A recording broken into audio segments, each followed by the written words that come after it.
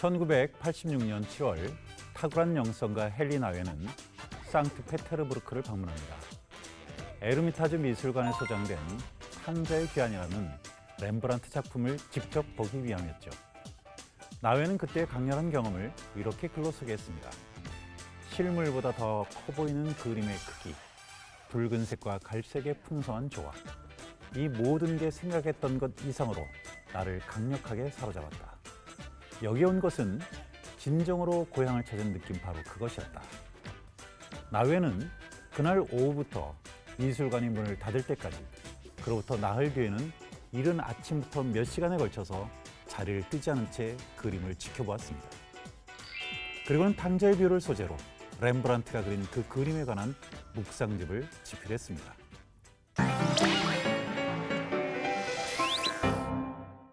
성경학자들은 비유에 등장하는 아버지는 예수님 당시 상황에서 만나는 게 불가능한 인물이라고 평합니다. 성경을 보면 둘째 아들이 아버지에게 제 몫의 유산을 물려달라고 요구합니다. 아버지여, 재산 중에서 내게 돌아올 분깃을 내게 주소서. 당시 사회에서 이것은 자식이 부모에게 할 수 없는, 더할 수 없이 무례한 행위였습니다. 아버지가 죽었다고 본 것이나 마찬가지지요. 그런데도 아버지는 두말 없이 자식의 요구대로 두 아들에게 유산을 분배해 줍니다. 둘째 아들은 자기 몫을 처분해서 먼 나라로 떠났습니다. 그리고 거친 세상살이 익숙하지 않은 아들은 물려받은 재산을 모두 날렸습니다. 결국 유대인들이 가장 천한 일로 간주하는 돼지치기가 됩니다. 돼지는 이스라엘 사람들이 무엇보다 부정하게 여기는 가축이라서 만일 유대인이 그 일을 하게 되면 정상적인 사람으로 취급하지를 않았습니다. 배고픈 탕자는 돼지 먹이로 사용되는 쥐엄나무 열매라도 먹고 싶었지만 그마저도 주는 사람이 없었죠. 둘째 아들은 그 순간 떠나온 집과 아버지가 갑자기 떠올랐습니다. 아들이 아니라 종이 되기를 결심한 그는 빈털터리가 되어서 아버지의 집으로 향했습니다. 아버지는 집을 떠난 아들이 돌아오기를 늘 기다렸습니다.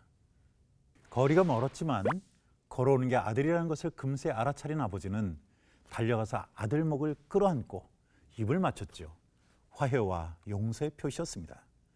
그러자 못난 아들이 아버지, 내가 하늘과 아버지께 죄를 지었사오니 아버지의 아들이라 일컬음을 감당하지 못하겠나이다 라고 말합니다. 그런 아들에게 아버지는 종을 시켜서 가장 좋은 옷을 꺼내서 입히고 부정한 짐승 돼지를 치던 아들의 손에 가락지, 그러니까 인장반지를 끼우게 했습니다. 그것으로 못난 아들의 신분과 권리를 회복시킨 것이죠. 그리고 신을 가져다가 신게 하고 음식을 준비시켰습니다. 음식은 돌아온 자식만을 위한 게 아닌 자식이 무사히 돌아온 것을 마을 사람들에게 공개적으로 알리기 위함이었습니다. 대표 메뉴는 송아지 요리였습니다. 성경은 어떻게 요리했는지 구체적으로는 전하지 않지만 기존의 자료를 종합해보면 유추해보는 것이 불가능하진 않습니다. 맏아들이 돌아오자 누군가 동생의 귀환을 알리면서 아버지가 살찐 송아지를 잡았나이다 라고 말합니다. 이 대목을 유진 피터스는 자신의 성경에서 이렇게 의역했습니다. 소고기 바비큐로 잔치를 베푸셨습니다. 피터스는 이해를 도우려고 그렇게 번역한 것입니다. 하지만 중동의 전통 요리는 바로 케밥이죠. 그래서 이것은 바비큐보다는 케밥이었을 가능성도 높습니다. 바로 이런 모양이었겠죠.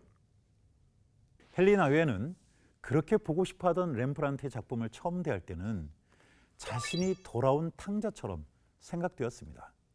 하지만 시간이 지나자 오히려 맏아들처럼 느껴지기 시작했다고 합니다. 엄청난 잘못을 범하고도 아무렇지도 않은 듯 아버지의 집으로 다시 돌아온 동생, 그리고 그런 그를 성대하게 잔치까지 베풀어서 축하는 아버지에 대한 적개심과 분노가 지나온 자신의 과거 기억 속에서 또렷이 되살아났기 때문이죠. 그러면서 우리 안에는 맏아들의 원망과 불평이 자리하고 있다고 말합니다. 성경을 보면 맏아들은 그런 감정을 숨기지 않고 아버지에게 그대로 표출했습니다. 예수님 당시의 사회적 분위기를 감안하면 이 역시 엄청난 일이 아닐 수 없습니다. 가족은 예외 없이 아버지의 권위에 순종하고 따라야 하는 것이 불문일이었기 때문이죠. 만일 가족의 일원이 가문의 명예를 훼손했다는 게 밝혀지면 가장이 공개적으로 사형 언도를 내릴 수도 있었죠. 마지가 그런 아버지의 권위에 도전한 것입니다. 나후에는 이것을 탕자의 가출과 비교하며 마다들의 가출로 해석합니다. 그런데 아버지는 마지의 불평에 반응하지 않았습니다. 도리어 밖으로까지 직접 나와서 마다들에게 너는 항상 나와 함께 있으니 내 것이 다 네 것이다 라고 설득했지요. 우리말 성경은 아버지의 진심 어린 표현을 제대로 옮겨놓지 못했는데요. 아버지가 예라고 부른 것은 그리스어로 테크논입니다. 문자 그대로 번역하자면 아가라는 뜻이지요. 불평에 대한 꾸중이나 심판이 아니라 그것 역시 사랑으로 감싼다는 겁니다. 아버지는 자신의 무조건적 사랑에는 결코 차별이 없다는 것을 분명하게 밝히고 있습니다.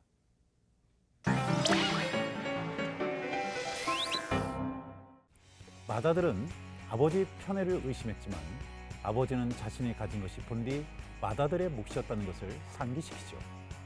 편애의 가능성을 완벽하게 제거한 것입니다.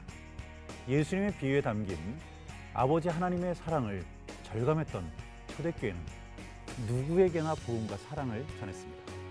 그들이 그리스도를 따르는 사람, 곧 그리스도인이라는 이름을 갖게 된 것도 바로 그 때문이겠죠.